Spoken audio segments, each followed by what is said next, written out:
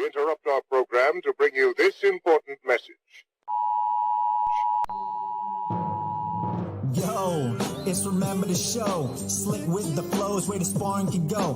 Who's gonna be on, man, you never will know. Guess you better tune in, cause we live from Chicago. Belal Muhammad, that's the king of the tweets. Jason Anik looks like John, step his hands to his feet. Every Thursday, we gonna give you a treat. It's Remember the Show, hit play and repeat. And retweet, and retweet, and retweet. And retweet, it's Remember the Show, hit play and repeat.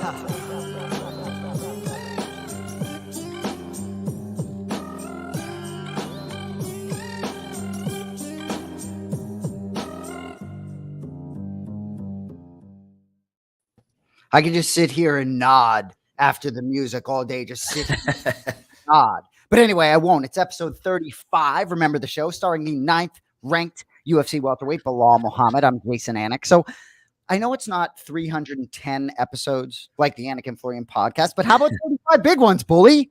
Dude, it feels just like yesterday. We were just talking about it. We felt like rookies. Now, look at us. We're veterans now. We're working our way up to the top. Exactly. You're about to make your third appearance on the desk. Certainly had some good appearances in the octagon since then. Cody Merrow at the helm. Let's go. Remember the Show. Anyway, I'm all fired up tonight. So we'll start here. Tonight is Thursday. 2 nights ago, anyone who was in Chicago, I'm not privileged to get the Chicago baseball networks, but Belal, remember the name Muhammad. Oh, you pulled a Chael Sonnen there for a second. I did. Belal. But that's okay though. That's okay. I'll redeem myself. First time I've probably done that in 35 episodes. But anyway, Belal Muhammad threw out the first pitch at Wrigley Field, threw a strike. Not sure you necessarily played baseball in high school. No disrespect meant, but certainly you threw a strike. Dude, the whole family was there. I couldn't get enough of this. John and I were like on pins and needles. I almost bought the baseball package so I could just watch this one moment. But anyway, tell us about your night, man. Special night at Wrigley Field. It was epic. It was one of those things where, everybody doesn't get that chance, and especially like a historical place like Wrigley Field. Everybody just comes to Chicago. They want to go to Wrigley Field. And when I was a kid, man, we would literally sneak into the game. Like one of us would distract the guy at the front, me and my brother would sneak in, and then the other guy would have to stay on the outside until we were able to distract the guy and he comes in. So it was just crazy that my family and brothers and everything, my brother flew down literally for 8 hours from Cleveland just to watch this, and then he just drove home at like 5 a.m. because he had work the next morning. But everybody just wanted to be a part of it, whether it was like 15 seconds of time, but he came all the way down there just for that.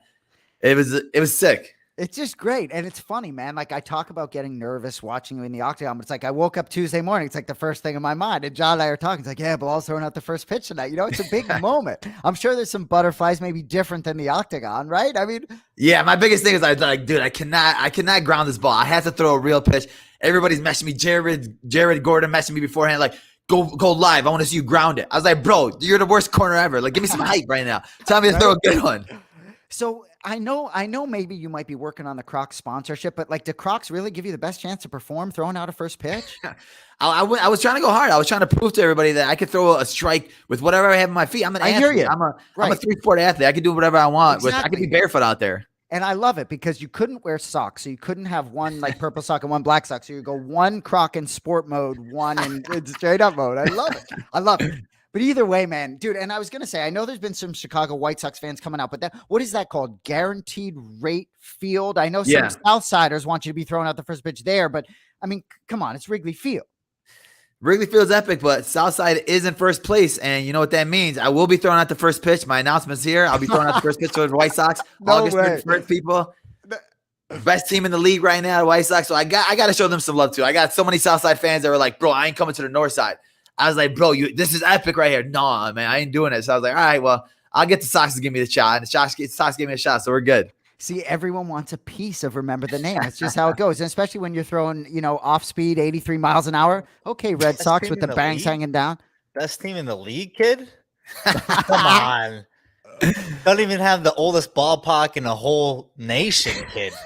Best team in the league. Although we did you see, Jay, we missed out on all these guys. Rizzo, I think, went to the Yankees too. And oh, my God. Yeah, I was like, Rizzo hit that home run right when I first got there. I'm like, yeah, I'm going to be good luck for the Cubs. And then they ended up losing. I was like, oh, come on.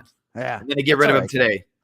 But, dude, so I'm not going to talk about the Red Sox. But, dude, I mean, seeing you on that mound, just that was awesome, man. So anyway, so you'll be throwing out the first pitch at Wrigley. That's great for the South Siders. And, and now it's nice. You can learn from whatever you did or didn't do, but it was I had Punk, CM Punk messing me like, hey bro, you didn't throw from the mound. I said, yeah, it wasn't a mound. He said, nah, you threw from the dirt. That's where the girls throw from. I was like, come on, bro. Give me some hype right. That was still a strike. Well, and you look pretty good, throwing it. I mean, correct me if I'm wrong. You didn't play baseball growing up. Am I wrong? I didn't. This was my first time literally throwing a ball in probably like 20 years. I don't remember the last time I touched the ball. Well, there you go. So, you did well. You did right by us. So anyway, what a fight card last weekend. We'll move right on. What's up, Fuzzy? Appreciate the shout out. So we'll move back to last weekend's fight card, right? Jump right into the main event.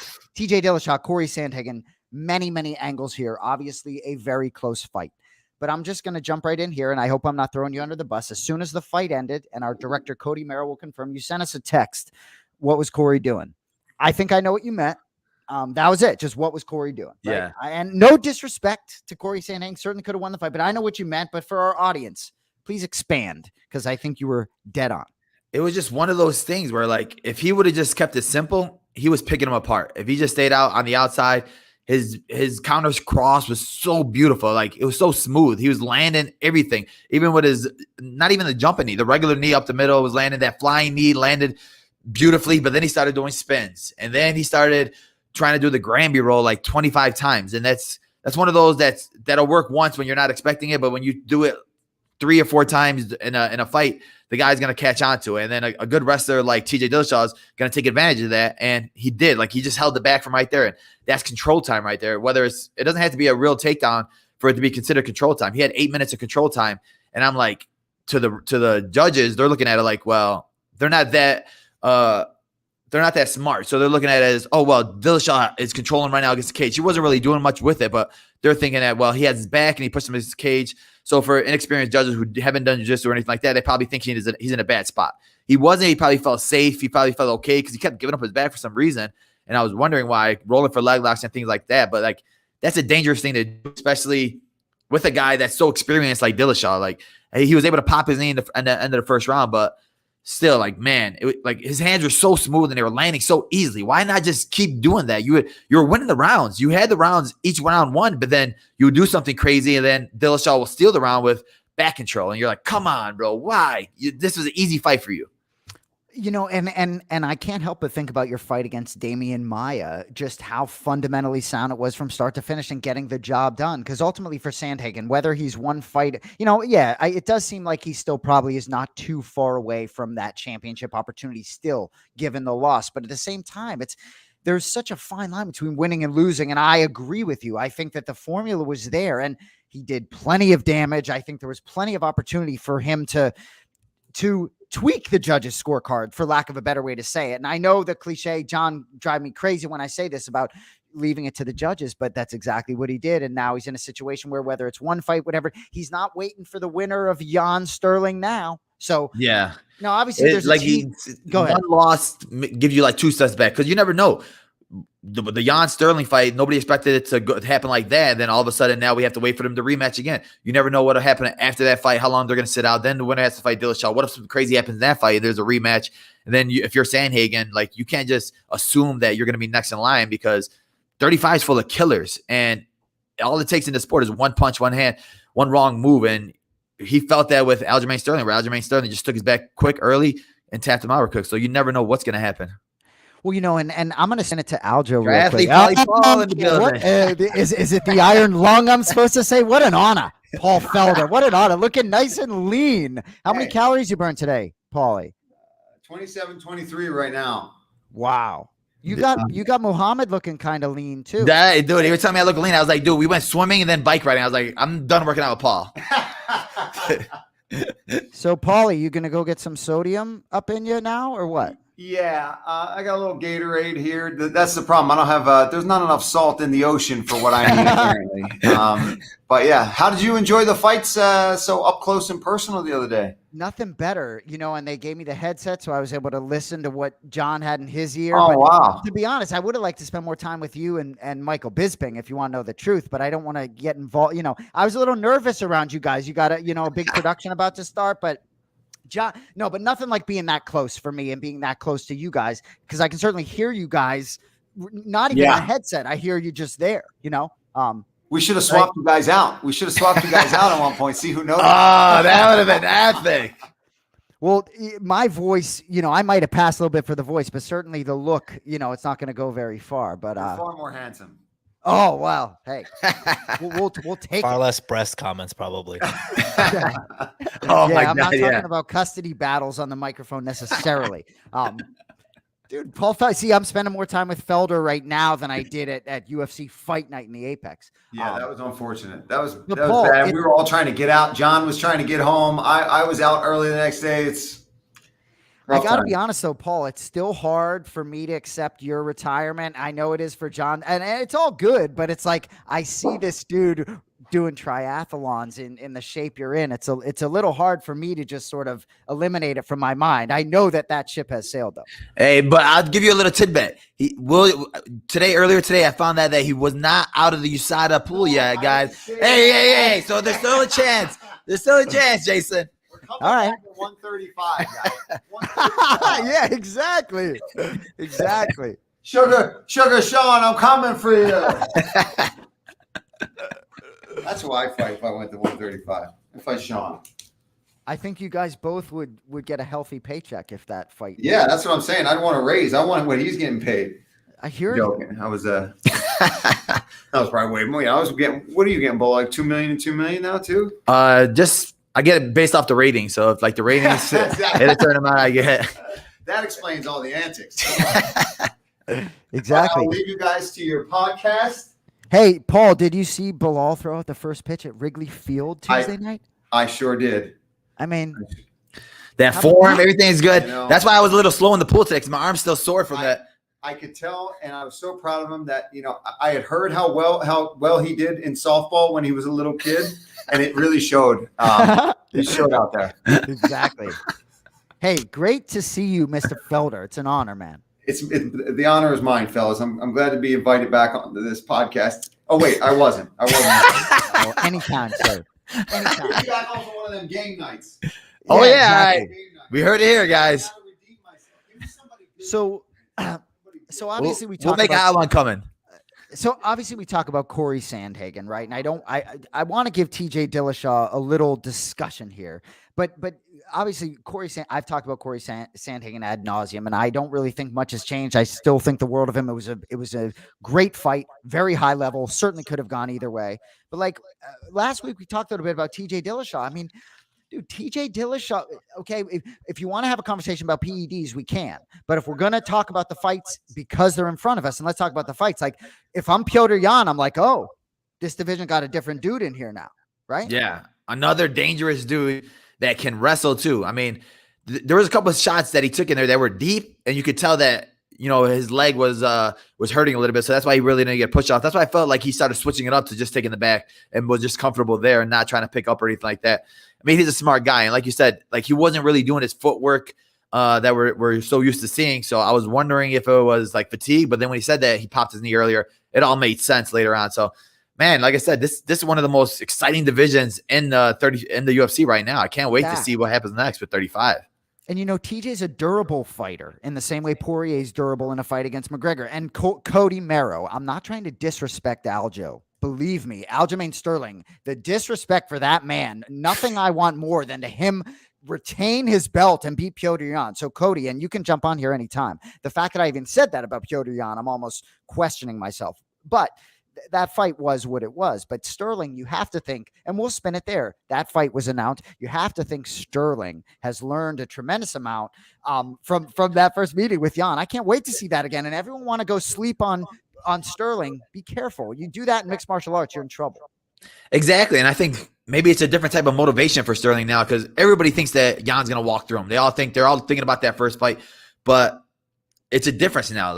I felt like Sterling just came out with the wrong game plan for that fight. He came out so fast, so hard in that first round. Nobody was able to keep up with that type of pace. I don't care how good a shape you're in. You're not going to keep that pace. So now he learns from that mistake. And now 100% it's going to be a way different Sterling. He felt how hard it is to take Yan down. He feels like, because he was landing some shots, especially in that first round. He realized how good his wrestling is. So now for all the people just doubting Sterling, oh, he's a paper champ, yada, yada, yada.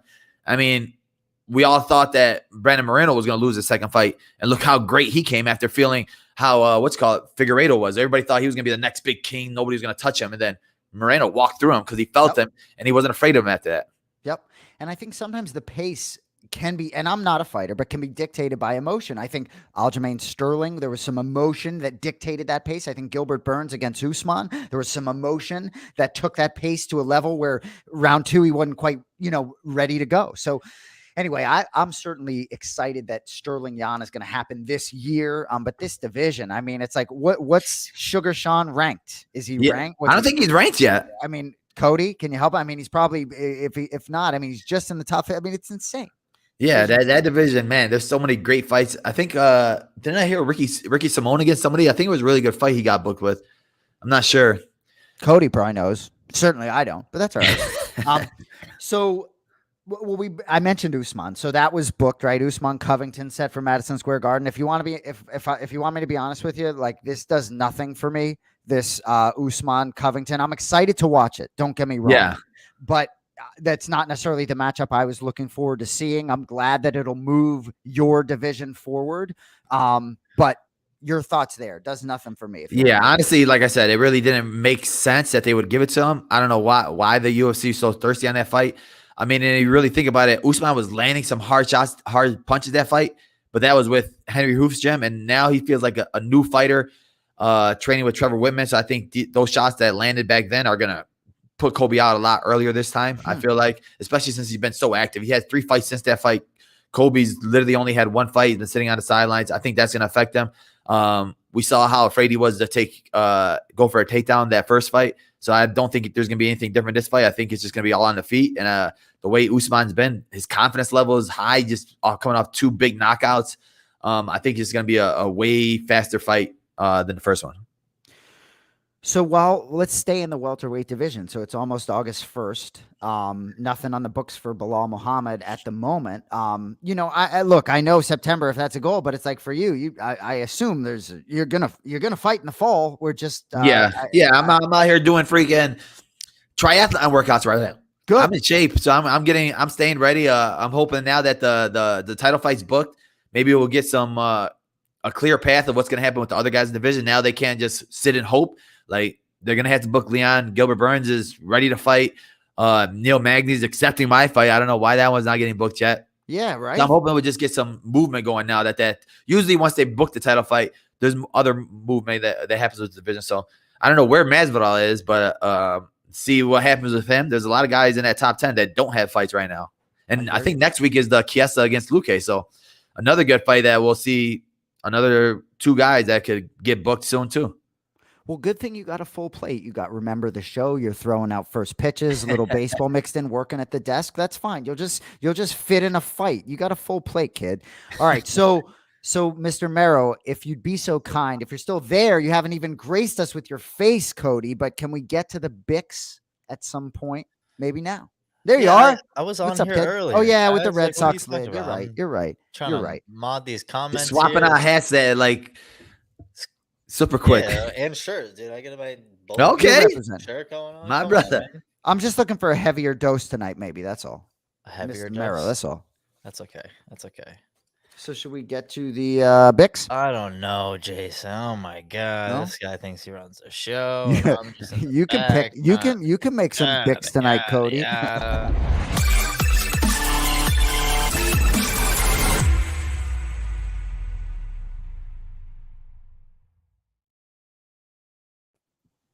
So last week, 6-5 for Bullies Bicks. A lot of people had some rough go. So look, I gamble a little bit, right? So just to let you know, I did have Kyler Phillips tied to some action, right? I did think it was a 10-8 in the first round, but you got to finish these fights. Like Kenny Florian, you got to finish fights. Had a little Kyler Phillips action, had a little action on our boy Corey, but that's all right. Man, a couple of decisions got stolen from us. I think that Kyler Phillips was that at worst, it should have been a draw because that first round was for sure a 10-8, no matter what. And Paiva really didn't get no 10-8 round. So like if you give him the last 2 rounds, that first round for sure was a 10-8. And if the language in the scoring remains as such, if there is ever a 10-8, that is one. Hey, so I got a real quick. Should we bring the guest on before we get in the Bicks? We got a big time Finish guest. his fight. Last time I heard that, my man Kenny Florian was yelling that out. Yo. Wow. What's up, my brother? What's up? It's an honor to be here. Yo, I don't want to ruin whatever the Bicks bit is. Nah, you're good. We can do that at the end. It's just picking the fights for the UFC, the next show. Okay, yeah, I don't want to. I got no opinions there. Hey, don't worry about it, man. What an honor to have you with us, man. We appreciate the time, bro. Thank you. Oh man, no, thank you for having me. It's an honor, man. Belal, I wanted to ask you, like, do you prefer Belal or Belal?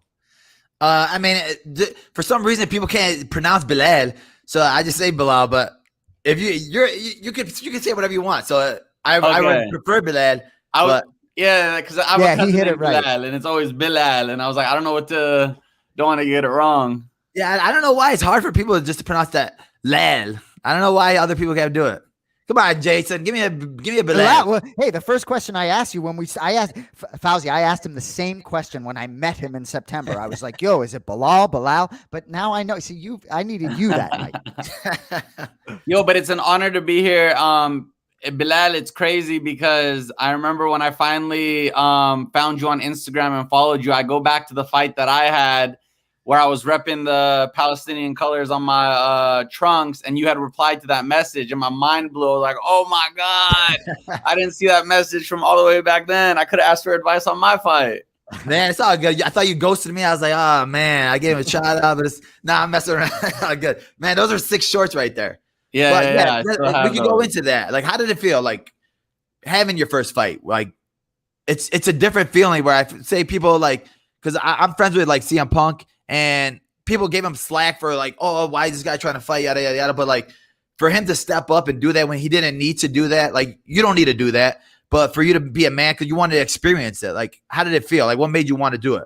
Yeah, it's a big part of my life because I've walked on stages in front of thousands of people. I've done comedy. I've done stand-up motivational stuff. I've even had bad moments in the public, like in front of thousands of people, and been calm. Nothing could have prepared me for the night of the fight and what happened in the first fight experience. Like, I can't explain it to people. Like, people always think it's just I had a month and a half experience, granted, of training, which is, once you know the sport of boxing, it's impossible. Yeah. But it doesn't matter.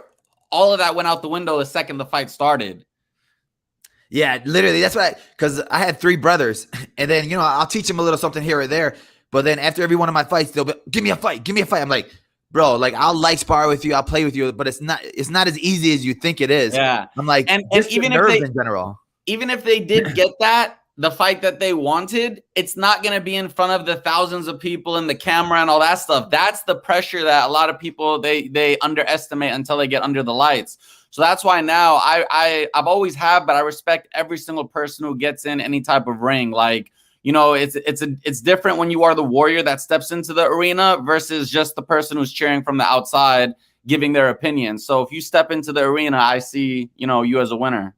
100%. And it's funny. My brother broadcasts for the UFC. My identical twin is Jason Anik. Maybe there's a connection there, but what he always says, like, it's nothing. I am talking into a microphone. These guys are getting into a cage with someone who's trying to kill him. It's a whole different butterflies. Yeah.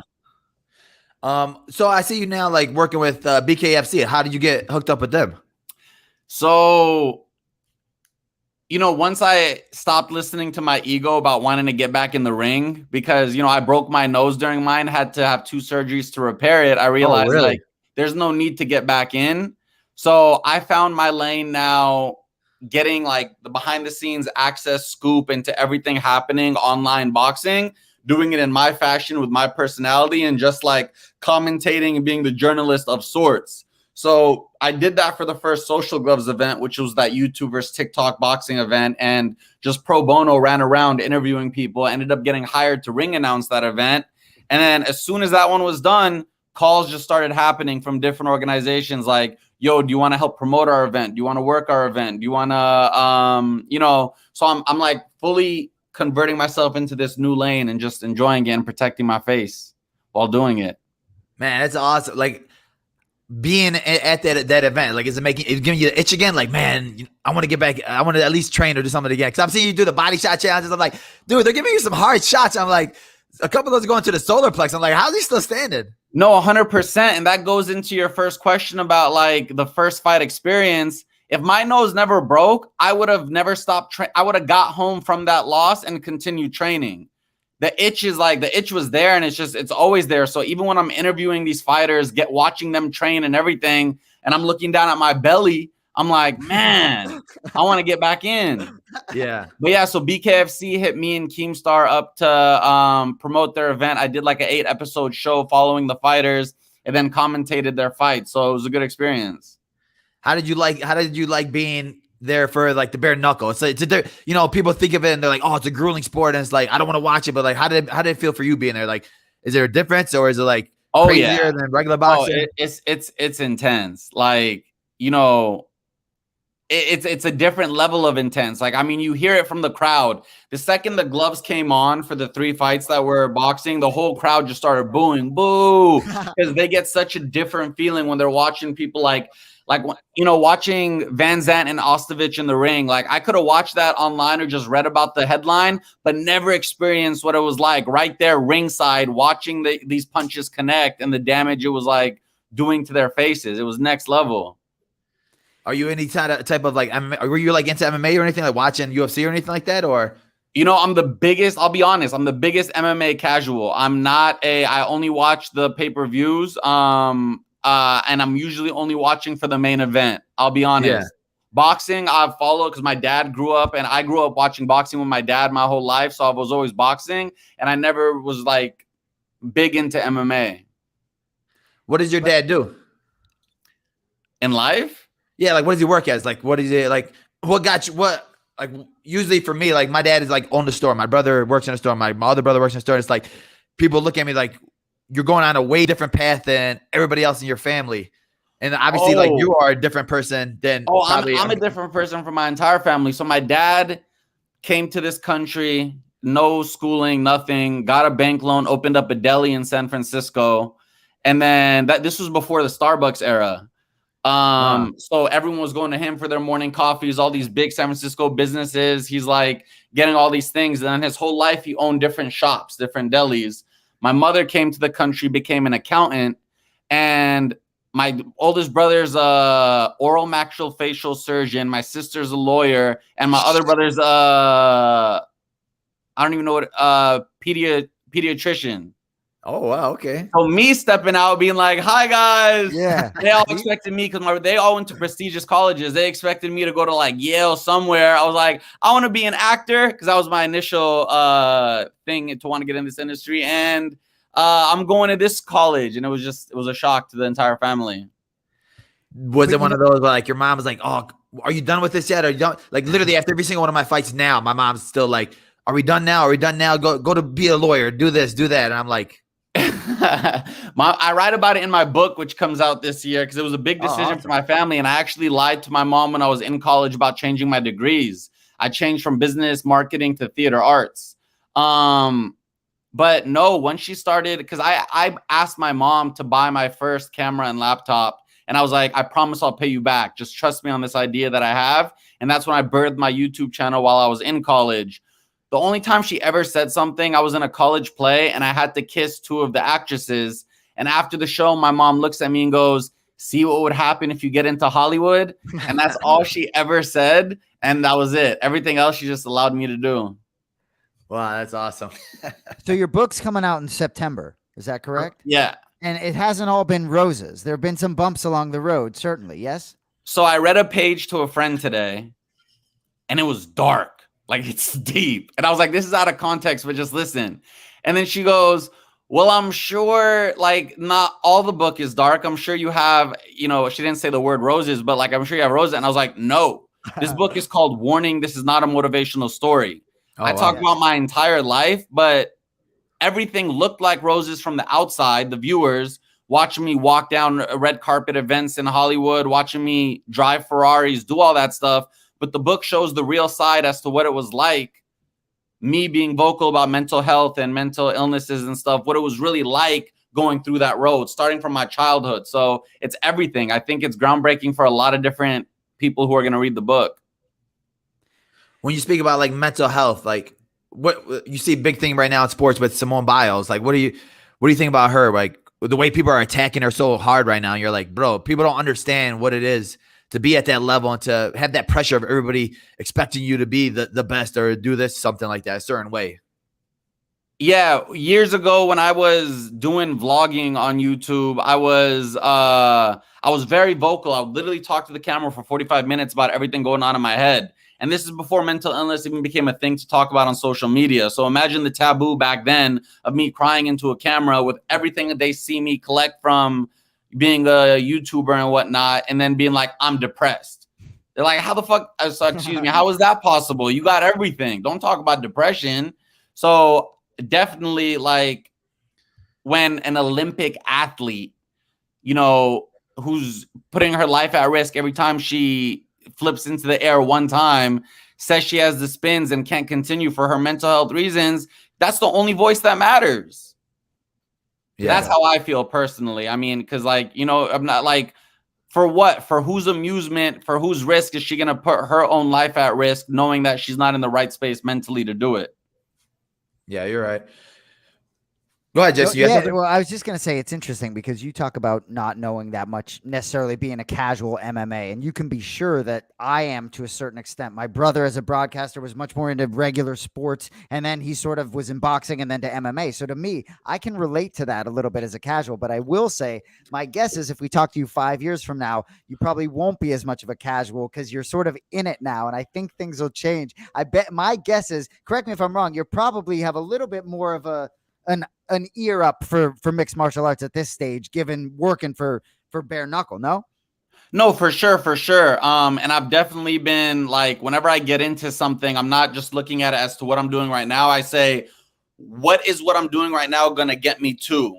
So I've already hit up my, I talked to my managers and told them, like, yo, I already see visions and aspirations for me to be a sports boxing analyst on, let's say, a Showtime or a DAZN or somewhere big, because I'm already throwing it out there because that's where I want to get to. And if that happens to lead me into mixed martial arts, of course, that's an avenue I'm going to take. And because for me, the inexperience is not knowing who's who and what's what. But when it comes to the actual sport, it's, I'm not going to explain what's going on the ground like you guys do, but, I love watching.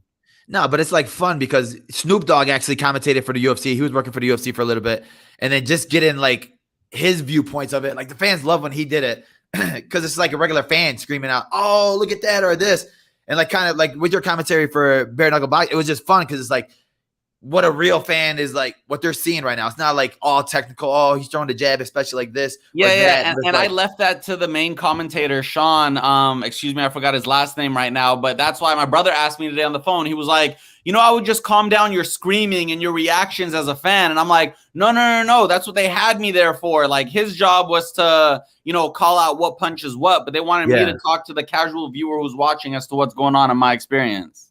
Yeah, I feel like that's a lot cooler because you get a more natural experience from the person that's commentating it. So it's not like if it's a dull person, like, oh, beautiful jab, beautiful cross. It's like it makes it boring, and it's like it's a bloody sport. So you want excitement, you want your blood to rush, and if you're yelling, that's gonna make me be like, oh, all right, I'm pumping too. So I got a question for you guys. I don't know if you guys have talked about this already. I don't know if you guys even talk about boxing on the show because, well, he does come from MMA. Did you guys already talk about your opinions on Jake Paul versus Woodley? We haven't talked about it, but we can talk about it now. How did I say that? Belal? Yeah, Belal. Is that good? Yeah, you're good. You answer that, Belal.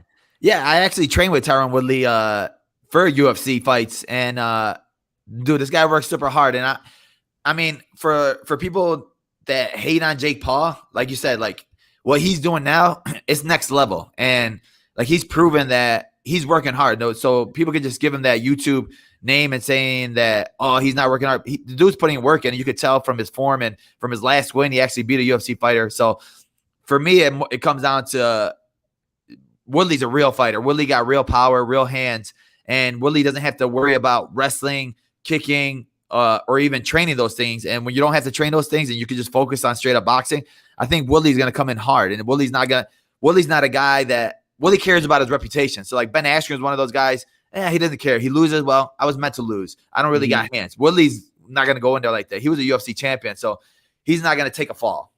Mm-hmm. Yeah, and I also think Woodley, his background's in wrestling, but he's, I think, a very skilled striker. But Jake Paul certainly has been working at his craft. I think we might see a pretty decent level match. It's hard for me not to love Woodley and root for him as like part of the MMA community. But I haven't watched most of these. I'll be definitely watching this one. Definitely. What are your thoughts on it?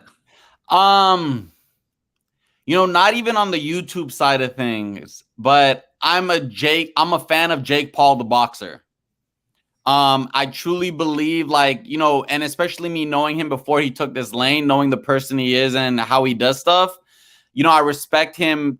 Like, he's not taking this lightly. He's not a YouTuber on Monday through Friday and then going in and being like, okay, now I'm going to go do this boxing thing. Like, he's devoted his life to boxing. He's in Puerto Rico right now training. That's all he does. So I'm a fan of Jake Paul all the way. I think he gets through Woodley. And I can't wait to see who's next for him. Okay. All right. So we got a little controversy here. I like that though. I mean, like, my brother can't say enough about, like, when he watches Jake Paul, dude's work. He's not just, he's working, he has experience. Like, he's working at his craft. I mean, he is. And I don't get the slander, to be honest, because like people talk about, fight a real fighter. But first of all, he is fighting real fighters. You can't discredit the fighters that he's fighting. They're fighters. But also, you act like every single boxer. Like, let's look at Canelo Alvarez right now, who has, I don't know the exact number, 50 wins, one loss. How many people did he have early on in his career who nobody knew who they were? Those numbers, like if you're talking big names early on in his career. Jake Paul's just starting out. Give him time to build up his mental stability and strength to get ready for bigger names in the boxing world. But don't just expect him to go out there and get, knocked out by a Canelo Alvarez or something like that. Like, give him time to grow into the sport. I think he's doing it seriously. I think he wants it, and I can't wait to see where he goes. No, you bring up a good point. Like, boxers, literally, they don't start getting real fights until they're at least 20-0. Boxing is a sport where they build you up so slow and like so easy. They're not going to give you a hard fight, but that just made sense right there. So what is it? Belfort De La Hoya? Is that also taking place? Yeah, I was actually just with Belfort the other day. He did it was supposed to be a jokey wrestling thing against Bryce Hall. This dude almost broke Bryce Hall's jaw.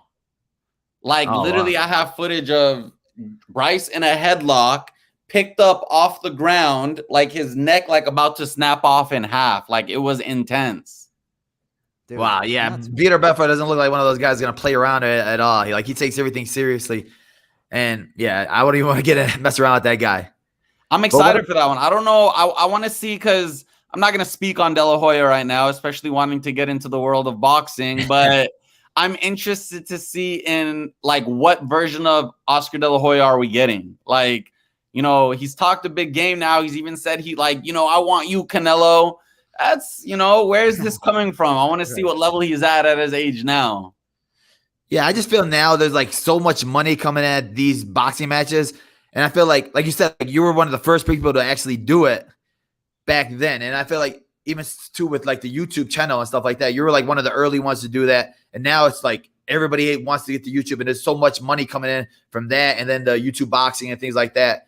And I feel like everybody's just trying to get their piece now. Yeah, it's exploding. Behind the scenes, like I said, many different companies are calling me. It's I'll take a little nap in the middle of my day, wake up, my manager will tell me of 2 new events that just got announced with random names on it. And it's people are really, trying to crack this code and see how they can capitalize on how big it's getting.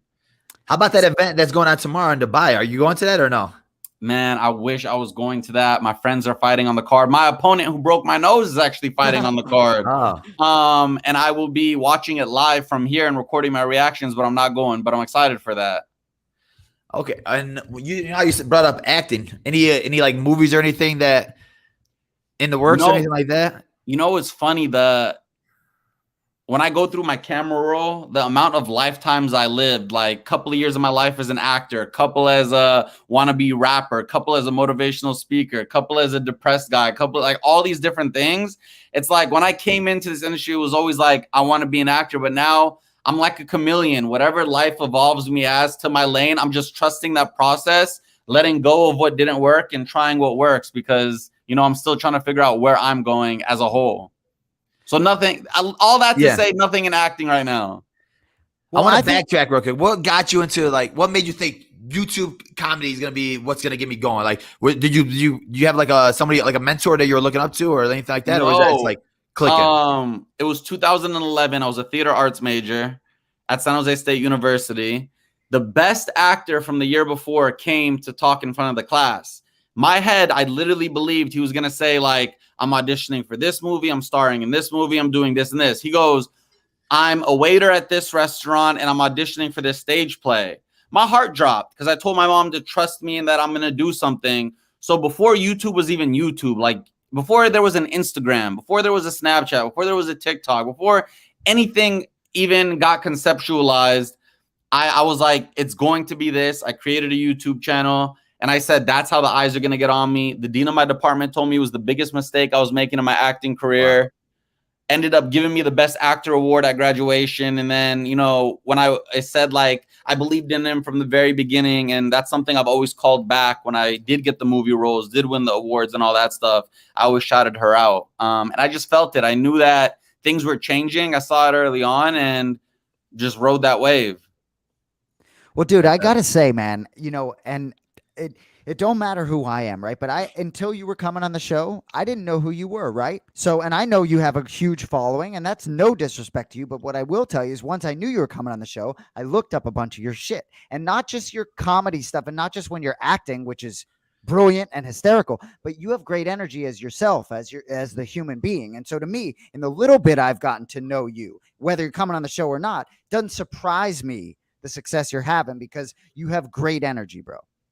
Thank you so much, and I appreciate that. And I privated over 400 videos of my daily vlog channel, which was really who I am when I said I talked to the camera. But I appreciate those words because I know this has nothing to do with the MMA world, and I'm sorry to the fans of the show that are watching, but as you get into this world of any industry, like being online, I was always scared of new people to meet me and even girls to meet me. Because it's like when you Google somebody, God knows who you're going to find out that they are. But like who you were at 26 is not who you were at 28, is not who you were at 31. You as a person continues growing and evolving and becoming the person you are. But the person who saw you doing something on YouTube at 26, that's who they think you are. And they'll forever remember that because they're not following you up on your everyday life. So to get a breath of fresh air, somebody who doesn't know anything about me to just say, I like your energy. And I really appreciate that. Well, I mean it. Good shit, man. Thank Bully, you. You got anything else for Fousey before we? No. Well, man, appreciate you, brother. It means a lot that you come on the show, honestly. Absolutely. Like literally one of our best shows. Seriously, like the energy you brought, the words you spoke, like people just watching this could just like learn so much from you. I appreciate you guys, man. It was an honor to be here. I do podcasts and shows all the time. I was nervous to be on here today, so I'm good. I'm glad it went good. So all we ask from an MMA standpoint is just follow the career of Belal Muhammad. That's all you got to do. That's a done deal already. Beautiful. That's a done deal already. Beautiful. My brother, appreciate you, man. Good to meet you, thank brother. You guys. Have a good night, man. Peace. Good stuff, man. Man, he's a good dude. Like now, I can't wait for his book because, like you said, dude has a life, and you can learn so much from it. Because, like, when you've been at the highest high, and then you've been low, and then you come back high again, and then, dude, you can just tell he's like a genuine person. Dude, and I don't want to get too preachy here, but it's like I'm 43, you're 33, right? He's about your age. I got a couple young kids, but as you get older, it's important to learn from other people, and I like to learn from younger people. And I'm 43, I could learn a lot from this cat. I moved to LA to try and be an actor. We got some similarities. Anyway, Cody, you want to join us for the Bicks, kid? You're alive. I can, but I feel like you're doing it for pronunciation. No. Oh, because I need your help. Yeah, well, because the first fight is Kyung Ho Kang minus 125 versus Ronnie. I'm not more because I'm not too familiar with. If you want to pronounce these fighters' names, you go right ahead. Hani. No. Kyung Ho Kang. Oh, it's Ronnie? It's Ronnie, yeah. Dang, thank you. Now I'm going to pronounce it right on the show tomorrow. Or Well, you I could have- tune in. You could tune into the Anik and Florian podcast, and they'll do a full segment on Hani versus Ronnie, right? Yeah. Cody? That's for John. Sorry.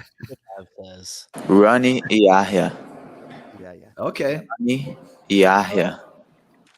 So Well, yeah. So give us your pick on that one. yeah, loaded Go through it. bantamweight I division. have the next Bilal, one, too. close fight. Who you got? This is another one. This Ronnie's been in the game for so long. You know what his game is. He's gonna want to get you to the ground, and he wants to tap you off. He's gonna be on the feet. Kyong is gonna win this fight, but Kyong, he's not been very active. I know he's been out for a long time, but I just don't think Ronnie's gonna be able to take him down. I think Kyong's gonna keep it on the feet, keep the jab in his face, and I think he's gonna end up finishing him on the feet. Small Cody? cage. I'm rolling with the dog. Ronnie Yahya. You're only Ronnie? He's such a nice his guy, wrestling too. just not there, man. Yeah, but you see him in public, I'm protecting my knees. So Ronnie Yahya. All right. This next one, Nice. Jared Gooden plus 170 versus Niklas. No, it's Nicholas, but any guesses? Stole What it. about you? Jay, you watched the show. Can you say it? Niklas? What are we asking? The first name? Stolze. You got it right, but then they're like, is it Niklas or Stolze. Nicholas? I'm sorry. Nicholas Green Mask Stolze. Nicholas. Okay, but Nicholas Green Mask Stolze. See, when he says it the slower time, Stolze. he's like, Stolze. you better fucking Nicholas? say it. Stolz. Like he's like, this is how I want my name pronounced. This is another good one. He had a good striker. He's supposed to be going against. Exactly.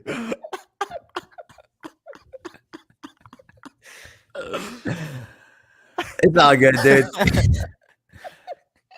I love it. Gooden took this fight super short notice. Who was he supposed to fight originally? He was supposed to fight the killer, but from Abu Dhabi. But Gooden took this fight this week. I know, like Munir 3 fights. Lazzez. Yeah, Lazzez. Munir Lazzez. Yeah, I was excited for that fight. He was supposed to go against a striker. He's getting a different striker. Gooden has trouble making weight all the time. Taking the fight short notice. I'm going to pick Stolze here. I think Gooden's going to either gas or get caught with something. Okay. I'll get to the main event. This fight card. Yeah, so it's interesting. So Jay's I already bet. yeah, well, so it's interesting. Cody, Florian and Parker were both on the underdog here. Saw some value in Uriah Hall. Am I right? Or did Florian pick Strickland? No, I know Ian think they were Parker. both on who's- Hall. I think they will. Ian Parker, who is fire, just sees more value on Hall. So Bilal, Uriah Hall, certainly underdog here. Sean Strickland's won a lot. I know you have some opinions here. I would love to sit with Brendan Allen and watch this one because I know he would love to have that one back, especially after. We haven't even talked about Puna and Brendan Allen, man. And how But fun anyway, would that fight so- be now? Alan Strickland. I think, Exactly. yeah. That'll I be mean, huge. well, and it's funny. So Uriah Hall ranked 8th, right? Sean Strickland ranked 11th, right? Brendan Allen, Puna, nowhere to be found. It's like, it's just, that's what I talk about with this UFC roster being stacked. Anyway, who do you got here? Bully. This is gonna be a good fight. I think it comes down to which Hall shows up. He's one of those guys where mentally he needs to be in the right place, and we saw with Anderson Silva, he didn't throw anything for the first 2 rounds, and then once he lets his hand go, then he's one of the most dangerous strikers in the division. That's one of the biggest reasons I want to see him against Adesanya, because like that striking match, if he lets his hand go, it would be amazing. Strickland's one of those guys going to stay in your face the whole time. He has high volume, high pace. For me, I mean, as a human being, I want to see Strickland lose because he just seems like a dirtbag and just doesn't seem like a nice person at all. And I want to see Hall knock him out. But I just hope that Hall's in the right mind frame for this fight. I know they used to train together. I'm not sure how the training went with him too, but I just hope they're not friends, because that was one of the reasons Hall says that he couldn't pull the trigger against Anderson Silva. Like, that was his legend. That was the one he looked up to. So it depends on which Hall shows up. I just hope the real Hall shows up for this fight. Well, and I Cody? think there's something to be said for not hearing anything about Hall, and all you're hearing is about Strickland, right? Because the General Saif Saud is one of those guys who has your mental right going into a fight. So Uriah is the newly appointed captain of the gym.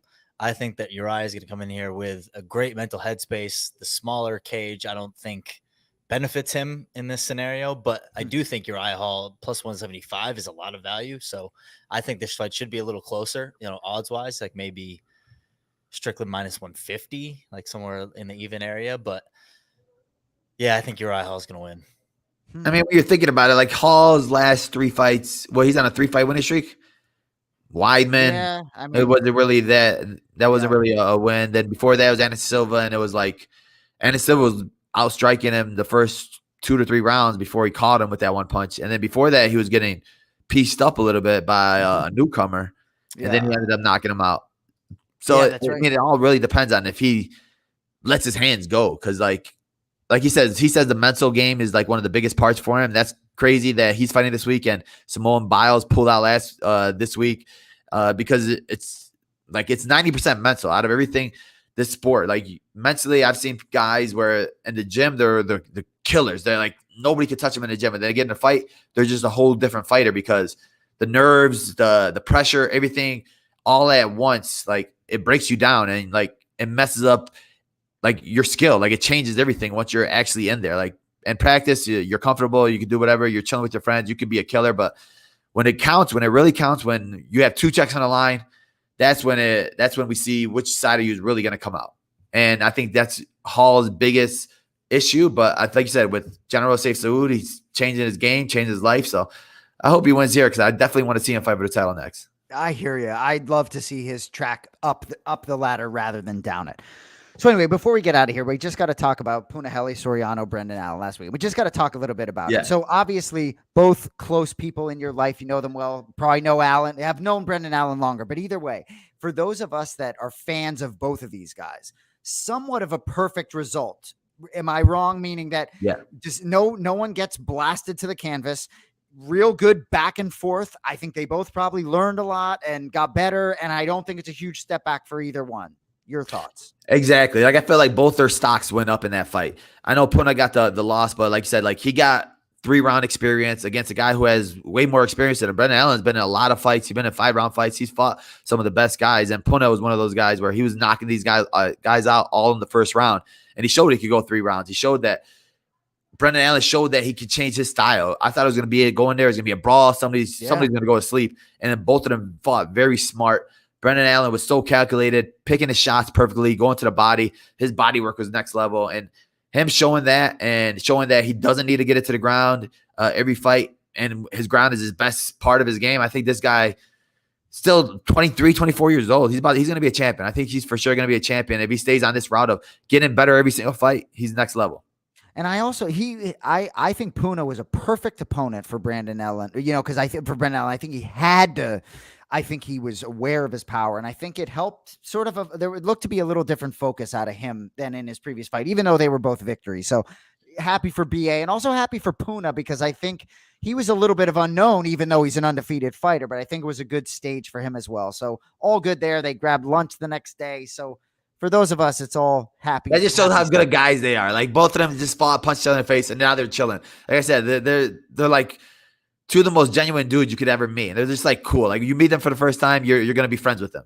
I believe it. They will be in my top 5 MySpace group. I like it. But dude, I'm just amazed at how many guys can take punches. I mean, it's like Adrian Yanez just all the first round, just take punches all day. It's like, I'm so curious about he showed a lot that fight, like crazy. Absolutely. Like just showing, being that young, being able to lose the first round like that, and then come back in the second round, like, all right, reset everything out. Like he didn't panic. He didn't quit on the stool. He didn't do anything. He's like, all right, people expected him to go out there and just light up Costa, who looked great in that first round. Yeah. And to be like, wait, what the heck? This is not supposed to happen. He's not supposed to jab me. I'm supposed to outbox him. I'm Masvidal, not him.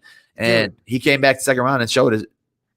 Dude, well, you shouldn't gamble, okay? So you shouldn't gamble. However, in MMA, don't even waste your time. Just enjoy the fights. You don't got to gamble on this stuff. It's a losing cause. Whether it's a bad decision or just it's unknown. Just don't waste your money. Just enjoy it. Because to me, it's like there's nothing like watching Poirier McGregor and not really caring who wins. You know? So anyway, episode 35 in the books. Fousey was great. Keep it rolling. Next weekend, we'll be talking about Gone Lewis and Houston. That So co-main Belal, just got go canceled. get some food. You're looking kind of thin after hanging with Paulie. So go get some sweets. Dude, he was eating a bag of chips before he got on the bike. I'm like, what? Like, I thought you were going to sit there and eat healthy. He's like, no, dude, I'm still eating bad right now. And I'm still walking around at 165. I'm like, dude, that's crazy. Yeah, just fucking sweating all day, you know? Anyway, for Remember the Name Muhammad, I'm Jason Anik. We'll see you next Thursday night, 8:30, and Cody Merrow too. Yo, later. Peace out.